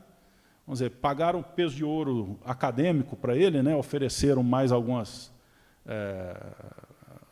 vamos dizer, como é que eu falo, perks, né, mas, adicionais interessantes para a pesquisa dele, assim por diante, e ele preferiu, então, sair para a Georgia nesse momento. Mas um trabalho fenomenal foi feito lá. E lá, 2 casos interessantes, professor, que eu participei assim do dia a dia. Um foi o lançamento das iniciativas de drones, misturando os cursos de mecânica, mecatrônica, enfim, fazendo uma coisa bem de bancada, dentro das bancadas da Faculdade de Engenharia. E o outro foi um concurso que até alguns amigos aqui de Brasília, quando eu falei, eles acharam o máximo. Um concurso das Forças Armadas dentro de Cornell. Cornell é uma das universidades que tem cooperação com o Ministério da Defesa americano, o Department of Defense, né, o DoD, que eles chamam. Então, tem um escritório, um gabinete de cada uma das Forças Armadas americanas dentro da universidade. Isso aqui, para a gente, é até meio... obviamente, eu, como egresso e conheço a história da UNB toda, né, e de 64 para cá, e assim por diante, tudo que a UNB já viveu, mas é um negócio que, assim, para nós aqui parece meio estranho, né? Eles têm um gabinete, você vê os fardados dentro da universidade. E a cada ano, eles lançam um batch, que eles chamam, um pacote de desafios para os alunos e pesquisadores. Então, no ano que eu estava lá residente, era o desafio da cotoveleira e joelheira. O que quer dizer isso? Poxa, mas usar o peso de Cornell para cotoveleira e joelheira? Sim, é porque, com isso, o Departamento de Defesa banca bolsas para os alunos que estiverem interessados no assunto e você movimenta todos os cursos que tiverem sinergia com o tema. Novos materiais, então, nem se fala. Foi um dos primeiros que pulou dentro desse desafio. Então, eles fazem desafios constantes. Então, a universidade, aqui, a ideia que fica por trás disso, não é que a gente tem que fazer concurso de cotoveleira e joelheira, não é isso. É que a gente pode buscar outras instituições, pode ter, por exemplo, um IBAMA, ou uma Infraero, estou falando de, né, Correios. Instituições têm problemas. No caso dos americanos lá, eles queriam melhorar a cotoveleira e joelheira para soldados que estão trabalhando em determinadas situações. Ou porque tem que ser mais leve, ou mais confortável, ou mais resistente à abrasão de tipo tal, enfim. É só um exemplo. A UNB pode catalisar, voltando naquele slide da catalisação, uma série de outras ideias. E isso movimenta alunos e, como eu disse, vão surgir mágicos. Porque, de repente, surge ali um cara que está lá no cantinho da sala e diz assim, poxa, essa cotoveleira eu vou fazer ela melhor. E faz. Entendeu? Mesmo que seja ainda em escala reduzida, de bancada, né, de laboratório, mas, quem sabe, daqui a pouco não levanta a mão uma Embraer e fala, vem cá, você vai criar aqui para mim a divisão de cotoveleiras e joelheiras. É assim que as coisas acontecem, entendeu? Assim que acontecem. Tá? Então, 600 a 800 por ano. Obviamente, nem todas elas sobrevivem, mas o número de unicórnios já é significativo da universidade. São aquelas que ultrapassam $1 bilhão, né?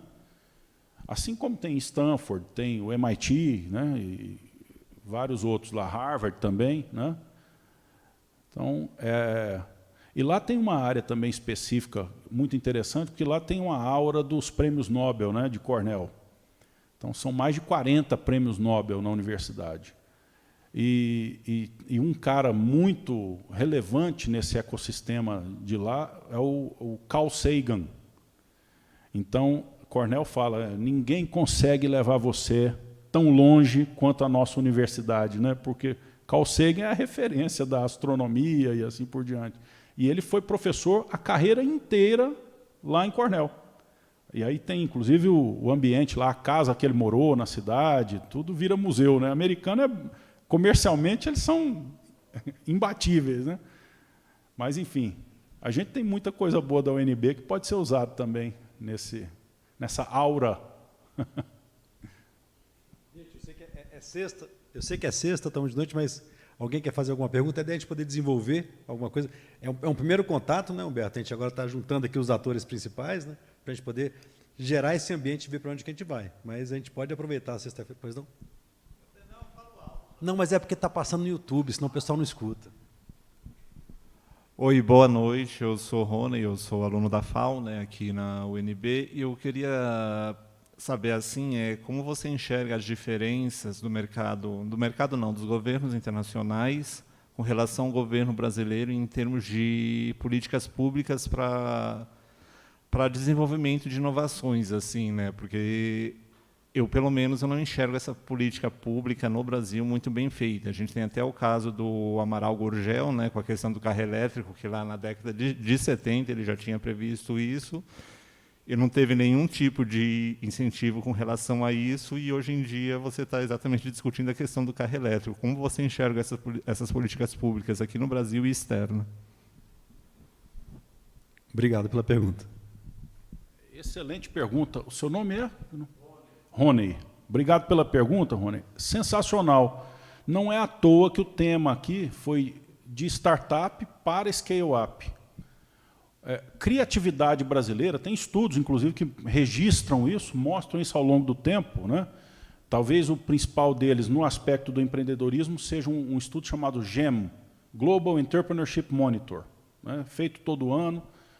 Criatividade não nos falta. Você vê das pessoas mais simples, sabe? Você vê acontecer nas comunidades mais carentes do Brasil um espírito, uma iniciativa, que não é uma inovação ainda, de escala, mas ali para aquela região acontece muita coisa e serve de referência. Eu me lembro um menino uma vez que chegou pedindo um patrocínio que ele criou aqui em Brasília, a Publicicleta. Né? Ele disse, não, porque na minha cidade, ele era de uma cidade do entorno, ele disse, na minha cidade, nem o carro de som passa, porque lá ninguém consegue comprar nada, só consegue comprar ali da região mesmo, ali, um compra do vizinho alguma coisa. Ele criou uma Publicicleta. Assim, eu estou só trazendo um exemplo de criatividade, o sujeito vence as dificuldades. Né? O nosso desafio está na política pública do segundo passo. Esse é o grande gap. Né? E aí, infelizmente, uma Embraer é um caso, não só porque é muito sofisticado, obviamente, num setor muito competitivo globalmente, intensivo de capital, mas, infelizmente, nós não temos Embraer em todos os setores da economia. Né? Você vê o Brasil, nós temos uma tradição no Ministério, o antigo Ministério do Desenvolvimento, né, da Indústria e Comércio, de suporte, vamos dizer, de sustentação de políticas públicas para o setor automobilístico. É um ecossistema importantíssimo do Brasil. Nós não temos nenhuma marca brasileira de automóveis. Né? Quem se lembra aí da Copersucar, o Gurgel lá do Nordeste, né, de Fortaleza, se eu não me engano, a origem, né, e tal. Então, assim, por quê? Aí tem uma série de coisas a serem estudadas. Então, é fato de que nós não temos um ecossistema forte e um modelo de política pública ou uma cultura de política pública para o sucesso do empreendedor brasileiro. Precisamos desenvolver isso. Foram dados passos significativos, acho que um deles, eu tive atuação direta, colaborando com a equipe, foi o microempreendedor individual, que foi no aspecto de formalização. Uma grande camada de economia cinza que a gente tinha no Brasil, né? O mercado negro informal, a gente conseguiu um processo sustentável de registro dessas pessoas. E aí, à medida que você tem o registro, ela aparece como pessoa jurídica, aí agora tem que ter a segunda fase, realmente. Então, eu estou falando aí do empreendedorismo genérico, mas serve também para os grandes setores. Precisamos ter projetos ousados. O JFK dizia que ele não queria só levar o homem à Lua. É que, para levar o homem à Lua, quanta coisa não precisou ser desenvolvida. Diz que até o travesseiro que a gente usa hoje é o travesseiro da NASA, não é isso? Então, assim, quanta coisa não precisou ser... o sujeito vende caneta que escreve sem gravidade. Né? Aí diz que tem a piada do russo, não, o russo diz, não, eu uso lápis, que não precisa, né, preocupar com a gravidade na tinta do cartucho da caneta. Então, assim, é verdade o que você está dizendo. As políticas públicas para scale-up precisam ser implementadas, não foram. Infelizmente, aí é uma coisa que eu falo com muito pesar, agora todos os candidatos estão prometendo o retorno do Ministério do Desenvolvimento.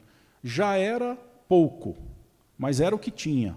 Quando virou o Ministério da Economia, que juntou, o problema crítico que eu vejo nisso, independente de quem está na liderança, é que o protagonista do Ministério da Economia é o sistema financeiro e não o sistema produtivo, empresarial. Sabe? Brasília tem também seu microproblema, vamos dizer, falando de microrregião. Não estou dizendo microempresa, estou falando de microrregião, Distrito Federal. É um conceito nosso que o desenvolvimento está ligado ao setor oriundo aqui da engenharia civil, posso falar isso com propriedade. Setor construção e imobiliário. Né? É o setor de imóveis. Isso é uma pena, porque a gente desmerece. Por exemplo, há 2 décadas a gente conversa sobre o Parque Capital Digital. 2 décadas. Eu vendi minha empresa, concorrentes antigos meus também venderam, estão fazendo outra coisa, eventualmente está... E Brasília tinha um potencial, num momento, onde foi estudado aquele parque digital, que a gente poderia ser competitivo mundialmente. Eu vendi solução desenvolvida em Brasília para o FBI. E não precisava ter sido uma venda só, poderia ter vendido para as agências de inteligência do mundo inteiro. Então, assim, não houve, nunca houve essa estruturação. É uma pena isso. Né? O que vai acontecer? O conceito de risco que a gente tem é que, ao invés da gente vender o nosso talento eu falo de forma geral, pode ser cinema, pode ser o que for, setor de saúde, pode ser qualquer campo, biotecnologia. Ao invés de vender o talento, a gente vai exportar os filhos. Porque agora que tiver um belo talento, uma startup interessante, começou a crescer, botar a cabeça, né, fora do engradado, vão levar. Vão levar. Quantos amigos, né, saíram, ex-funcionários, hoje estão morando no Canadá, na Austrália, vida tranquila, Humberto, aqui a segurança é muito melhor, não sei o quê. Isso não é sustentável para a gente, no aspecto socioeconômico. Precisamos fixar aqui o desenvolvimento, gerar a dinâmica de negócio localmente, entendeu? E receber turista do mundo inteiro por isso. Temos que ser o melhor lugar do mundo. Esse é um drive. Né? Está correta a sua afirmação. Gente, alguém mais quer fazer alguma pergunta, algum comentário? Alguma sugestão? Fala no microfone, porque está transmissão e sendo gravada. Boa noite, meu nome é João Paulo, sou estudante de engenharia mecânica aqui na Universidade de Brasília. Eu queria pedir para que você esclarecesse, quando você falou que vocações e problemas críticos são valiosos insumos ao empreendedor. A parte dos problemas críticos é bem clara, porque se você não está resolvendo o problema de ninguém, acredito que não tenha muito sentido, né? Mas a parte da vocação, eu queria que você explicasse essa parte de novo. Outra coisa, eu queria saber o que é, acho que é uma coisa de cada vez, mas eu queria saber o que é CDT, nunca tinha ouvido falar. E também tem outra pergunta, mas eu acho que fica muita coisa de uma vez. Se me permitir, depois eu concluo. CDT já quer falar? Vou passar para o pessoal do CDT. Oi, Centro de Desenvolvimento e Apoio Tecnológico. Da UNB. Mas o que vocês fazem? A gente trabalha com diversos nichos, né? Por exemplo, a nossa equipe que está aqui, a gente é do desenvolvimento, coordenação de desenvolvimento econômico e social. Então, a gente hospeda desde o programa ProJúnior, que são as empresas juniores, a escola de empreendedorismo. Daí o professor Mário é professor de introdução, de EJ1, que é uma disciplina para as EJs, e tem uma disciplina que é bastante conhecida na universidade, que é a introdução à atividade empresarial. E tem a multi-incubadora de base tecnológica, daí a gente tem as bases sociais e as bases tecnológicas, e tem a CIT, que é onde gerencia as patentes da universidade, que aí é uma outra coordenação que o pessoal não está aqui hoje. Deixa eu tentar, só tentando complementar, né? É o Centro de Apoio ao Desenvolvimento Tecnológico. O CDT existe, se não me engano, desde 89, né?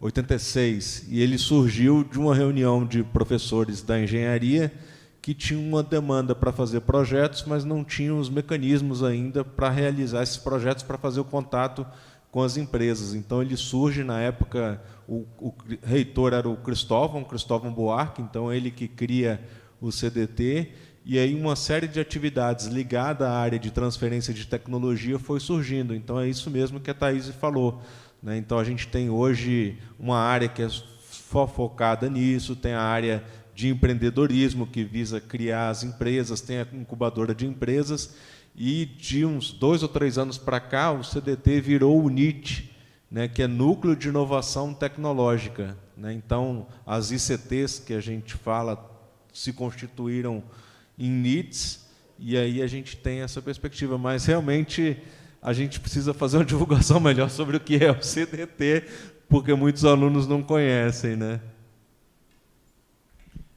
Eu e Edson, a gente fala, viu, Humberto, que a gente tem um pequeno problema de comunicação na universidade, né, Edson? Então tem que chamar o departamento lá de comunicação. Já chamamos. Ô, João, falando da sua primeira parte da pergunta, você perguntou sobre vocações. Eu vou te dar um exemplo. Vocação é aquilo que, obviamente, por debruçar um estudo, você percebe que a região tem um talento nato ou natural ou induzido que pode gerar um diferencial e um sucesso comercial, sucesso de mercado. Vou te dar um exemplo do talento natural. Tem uma região aqui para o norte do Distrito Federal, chamado Jalapão, né? Divisa ali de Goiás para o Tocantins, que tem um componente ali que nasce no cerrado daquela região, que é o capim dourado. Então, você, dado uma vocação para o artesanato, usando essa matéria-prima que é diferente, você cria uma oportunidade comercial para as pessoas daquela região ali que não existia. É uma vocação. Tá? Isso eu estou falando de um capim. Pode ser algo diferente, pode ser algo... Eu me lembro uma vez que eu estava trabalhando num projeto que somente 2 equipamentos conseguiriam tornear um determinado produto, falando de mecânica, né? Pela precisão, eu não vou saber exatamente o nome do equipamento, nesse momento agora, porque isso tem muitos anos, eu posso me lembrar, se você tiver interesse, só na Alemanha e no Japão tinha esse determinado equipamento para fazer... Era uma peça que tinha um campo magnético muito especial para fazer... um trabalho de mineração, como é que fala? De moagem, muito específico. Então, a peça central do produto tinha que ser torneada ou na Alemanha ou no Japão. Então, assim, nesse caso, a vocação deles é por ter uma capacidade que ninguém conseguiria copiar, né? Então, a vocação pode vir de determinados campos. Assim, nas artes, o fato do Brasil ter determinado cantor ou traço cultural pode determinar uma vocação, e se o mundo compra isso, por exemplo, bossa nova, né? Então vamos pegar principalmente a região, né, do Rio de Janeiro, num determinado momento histórico, aquilo tinha um valor único no mercado global. E aí você poderia trazer turistas de qualquer lugar do mundo interessados naquilo, né, para viver uma experiência. Tá? Pode ser tangível ou intangível. Eu falei, seja de uma peça mecânica ou de uma obra de arte. Né? Eu não sei aqui se alguém teve a oportunidade de visitar algumas cidades na Alemanha, República Tcheca. Eles criam conceitos de museu, de obras de teatro, coisas desse tipo, em razão de um determinado artista que nasceu naquela cidade. Né? Então, esse tipo de coisa. E aí, isso é vocação E isso é um fator de competitividade que dificilmente tirarão de você. Né? Pois não. Vocação que você falava era tipo... Aptidão também. Isso. Também. Eu vou trabalhar com engenharia civil, vejo uma coisa na área da civil, sendo que eu sou mecânica, então não tem muito. Eu achava que era mais assim. Pode ser interpretado assim também, mas a aptidão é parte do conceito de vocação nesse, vamos dizer, sob essa lente aqui, né? Sob essa lente. Tá? E a sua próxima pergunta, qual que era? Só complementando, né, o que você acabou de trazer, então, a vocação, ela, posso enxergar ela como um indutor para a atividade empresarial? Com certeza pode. Só para, se não tiver ouvido no YouTube, a vocação é parte, sim, da indução para a atividade empresarial. Tá? Ela não é essencial para que ela ocorra. Eu posso ter a atividade empresarial. Você pode desenvolver a vocação depois, porque você sempre vai ter que ter ganhos de competitividade. Isso aí você sempre tem que melhorar. Tá? Uma coisa que veio na minha cabeça. Não, agora no microfone, senão vai repetir tudo que você fala. Você mostrou um exemplo do trem na Alemanha movido a hidrogênio, e isso é uma questão que eu particularmente me interessa bastante. Um desafio que a gente tem em relação ao hidrogênio é o preço por metro cúbico.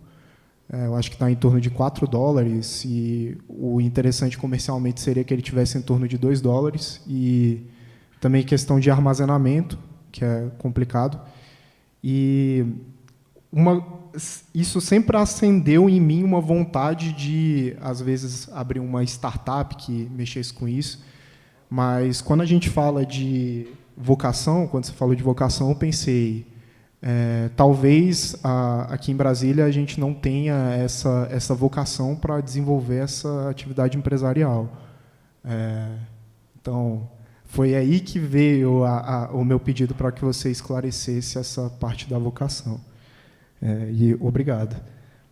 Bom, a outra coisa que eu queria perguntar eu sempre observei aqui na Universidade de Brasília, eu estou no 4º semestre, esse é meu primeiro semestre presencial, eu entrei durante a pandemia, assim como vários colegas, uma orientação muito científica da universidade, e eu posso estar errado, mas eu sempre enxerguei isso como uma oposição, uma coisa que é oposta à educação voltada ao empreendedorismo, entende? Então, queria que você desse um pouco da sua visão a respeito disso.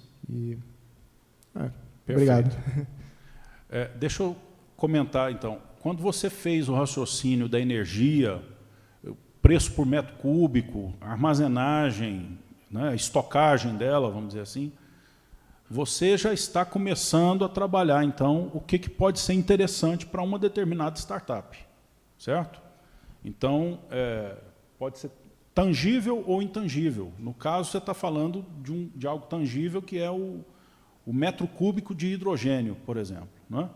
Então, você começa a cercar as situações de contorno que você precisa para desenhar um modelo de negócio. É assim que começa. Tá? Sobre vocação ainda, eu quero lembrar um outro ponto que está sendo muito agora debatido na arena internacional, e aqui pouca gente. Nós tivemos em Brasília, alguns anos atrás, acho que uns 4 anos atrás, o Encontro Mundial das Águas. Foi um congresso que aconteceu, não me lembro se o nome foi exatamente esse. Fórum Mundial das Águas. Fórum Mundial das Águas. Né? E eu vi que ele não teve a atenção que merecia. Água vai ser um dos grandes temas dos próximos anos.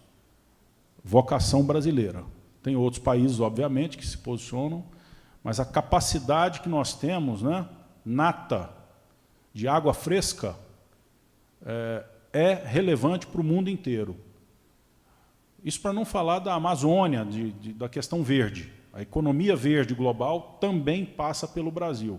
Então, criar modelos de negócio relacionados a isso, energia, comida, meio ambiente e água, campo infinito de trabalho para startups brasileiras integradas, multiculturais com o mundo. Tá? Então, vocação são exemplos aí claros. Tá? Você perguntou sobre a universidade à distância, né? A universidade é mais científica do que tecnológica, vamos dizer assim. Tem uma diferença no nosso modelo universitário do modelo americano, que foi o que eu vivi mais, ou pelo estudo lá como pós-graduação, ou como professor, né, ligado ali à universidade, a outra universidade. Eu estudei na Pensilvânia e depois fui trabalhar em Cornell. O tenure, que eles chamam, né, vamos dizer, o aval, o orçamento que o professor tem, inclusive o próprio salário dele está ligado a isso, é completamente, nas universidades que eu participei lá, completamente vinculado ao sucesso deles no mercado. Algumas coisas, obviamente, são explicadas, porque elas são de cunho puramente científico. E isso é explicado. Então, os colegas, em conjunto, decidem que o tenure daquele professor, daquele outro, será independente do mercado imediato. Mas os outros professores, e principalmente na faculdade que eu estou vinculado lá, que é a de administração de empresas, ela chama-se College of Business, todos os professores têm que ter uma sinergia cotidiana com o mercado. Cotidiana. E assim, nas agendas, quando você é vinculado à universidade lá, nós somos ligados ao governo do estado de Nova York, né? Como a Secretaria de Educação, vamos dizer, é a do governo do estado de Nova York. Cornell é a Land Grant University do estado de Nova York. Num caso como esse, você tem demandas que são também do poder público. Então, assim, eu tive que dar aula, não só em Cornell, mas na Universidade de Binghamton, parceria com o estado de Massachusetts, Universidade Northeastern, Boston University. Então, eles usam o seu tempo faturando com isso, seja pelo número de atendimento, no caso, poder público, ou vendendo suas horas. Então, eu vim, por exemplo, ao Brasil, num determinado momento, atender uma palestra que aconteceu em São Paulo, um congresso. Eles pediram, queremos um professor de Cornell que fale português. E era na minha pasta, obviamente, na minha área, então foi destacado. Eu não faturei R$1, foi tudo para a universidade, certo? Por quê? Porque não é naquele momento que eu faturo, eu vou cobrar aqui 5.000 para fazer uma palestra. Não é assim que funciona. Nesse caso, eles cobraram o valor, passa para a universidade e depois aquilo ajuda a pagar as contas do grupo que eu estou inserido lá, né? Então, isso gera necessidade de resposta ao mercado. Entendeu?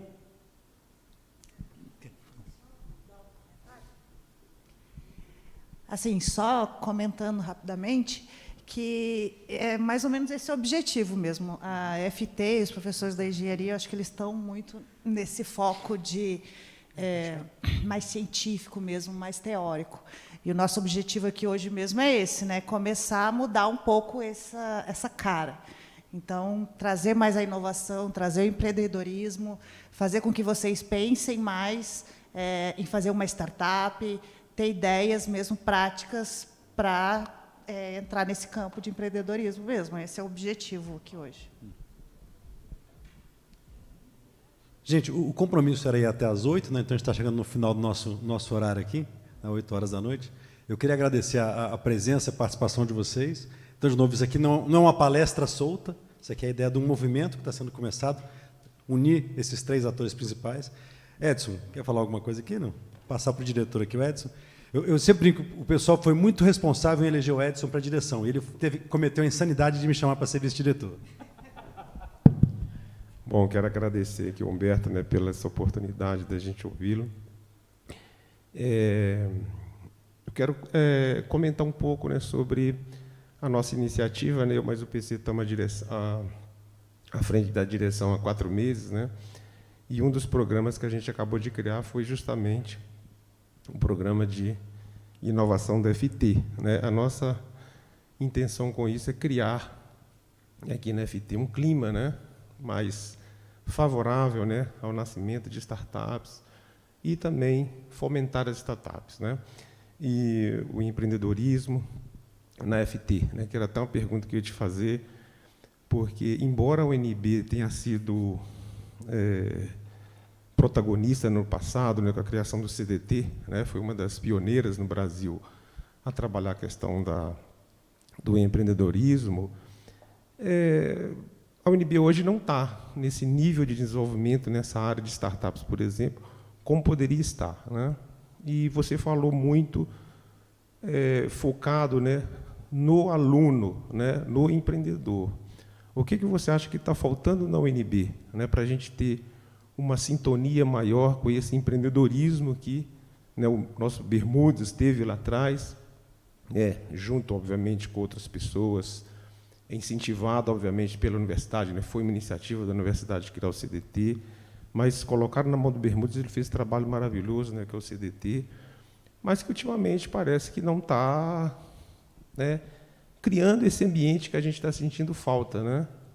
O rapaz ali 2 anos já no UNB, não sabia nem o que é o CDT. É um exemplo, né, de que alguma coisa está faltando. Então, gostaria de saber de você, o que você acha que está faltando? Você conhece tão bem a UNB, né, e outras estruturas, outros ecossistemas. O que você acha que está faltando no UNB para a gente avançar mais, né, nessa questão do empreendedorismo? Obrigado, professor. O UNB é minha alma mater, então eu falo sempre com todo o carinho da universidade, né? Eu não sei avaliar nesse exato momento, porque a minha vivência há 28 anos atrás na universidade, ela é seguramente diferente. Como eu brinquei no início, na nossa época não tinha nem ar-condicionado aqui no... Imagina ficar nessa caixa aqui, né, professor Paulo Celso aqui, nós ralamos muitas horas aqui dentro, o suor correndo e pingando no caderno aqui, né? Mas, enfim, era uma universidade diferente e o planeta era um planeta diferente também, né? Tanto as demandas da sociedade, ou até as próprias vocações que tínhamos à época, ou porque foram desperdiçadas, ou porque acabaram, né, são diferentes hoje. O que eu vejo como muito rico, esse diálogo que está sendo feito, né, essa interlocução entre vocês internamente, é muito importante.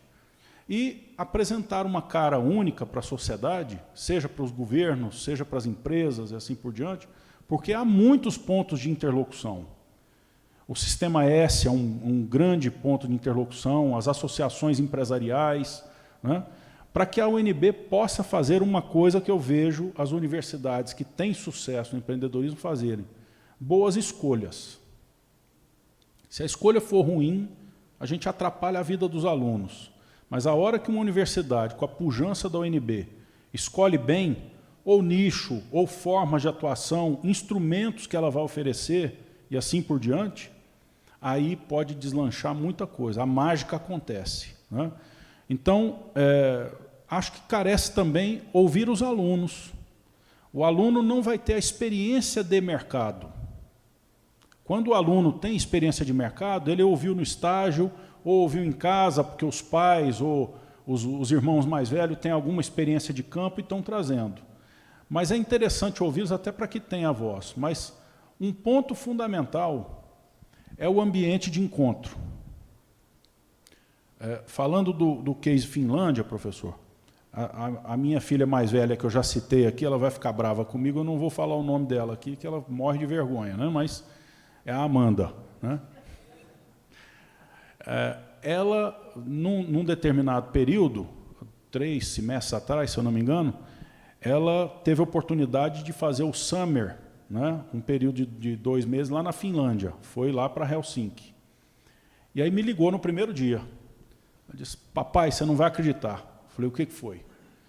A sala de aula aqui não tem cadeiras. Eu falei: eu já conhecia, né? Então, não tem cadeiras. Tem alguns sofás e tem puffs.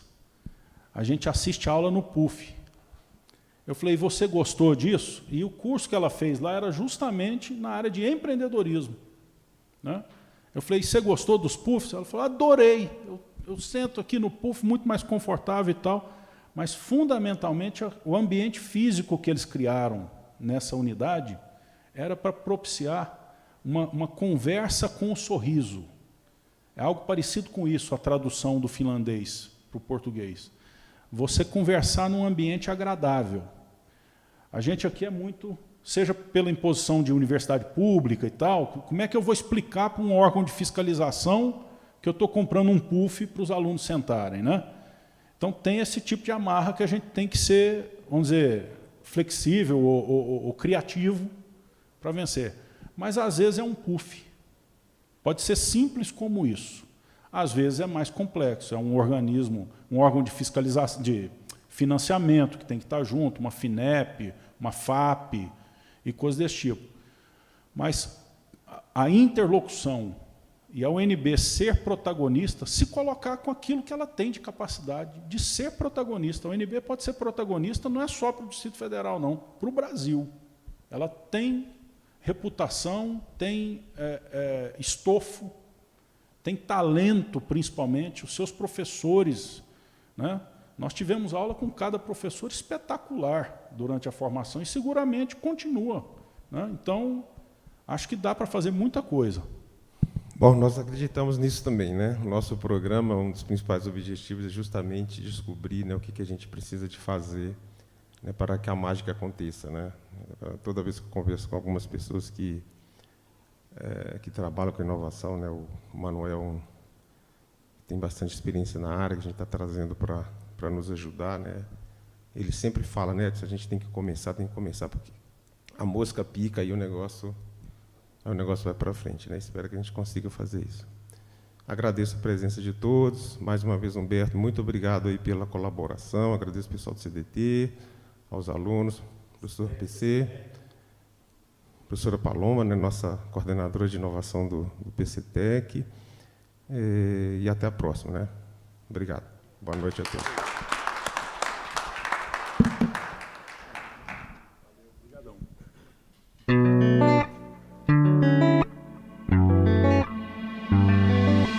Capotei no tempo e não vi passar o momento. Eu senti mais que devia, mas vivi como pude.